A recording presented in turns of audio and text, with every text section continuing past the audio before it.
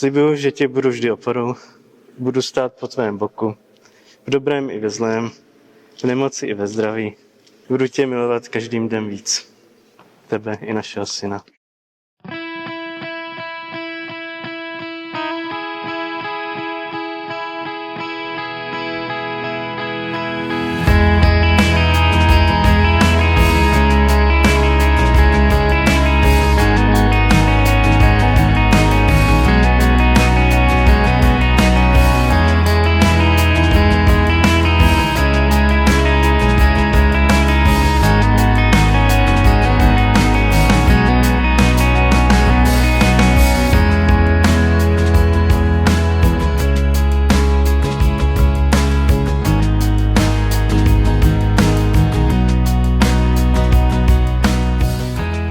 Stál jsi při mě v těch nejtěžších chvílích mého života, ale také při těch nejradostnějších, jako bylo narození našeho krásného Sebastiána. Prokázal jsi mi tím, že jsi ten nejsilnější a nejúžasnější muž, jakého bych si mohla kdy přát. Jsi můj nejlepší kamarád, ten nejlaskavější tatínek našeho Sebíka a nyní budeš konečně i můj manžel. Slibuji ti, že ti vždy budu oporou, místem bezpečí a lásky a že tě i ve špatných dnech budu hluboce a nesmírně milovat.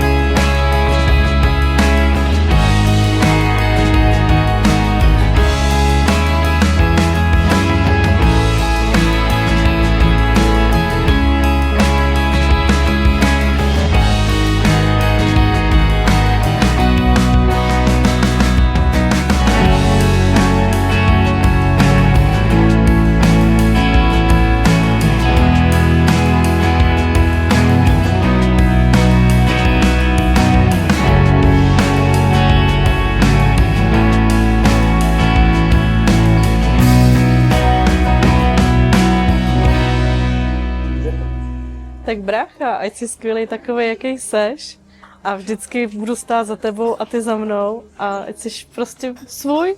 A Sandra jsi skvělá, budeš skvělá máma a hodně štěstí obou dvou. Sandro a Jirko, já vám přeju, ať máte pořád takovou krásnou lásku, jako máte teď. Vaše láska je inspirativní, jste spolu takovou dobu a je mezi váma vidět pořád, jak strašně se máte rádi, jak strašně se podporujete. Já vám moc přeju, ať vám Sebík dělá jenom radost a ať máte krásný život. Sandra and Yeji, I'm so happy for you that you're now finally married. It only took 8 years and a couple of rescheduled and one child to finally get here. And I'm so, so grateful that you're finally here. And it means the world that we can be here and celebrate with you and Yeji. It's so beautiful. And the advice I have for you two is remember that the wife is always right. No matter what, doesn't matter. The wife is always right. And we love you so much. And we can't wait to be part of the beautiful family of the Vaneks and celebrate both of you and some more babies. Thank you.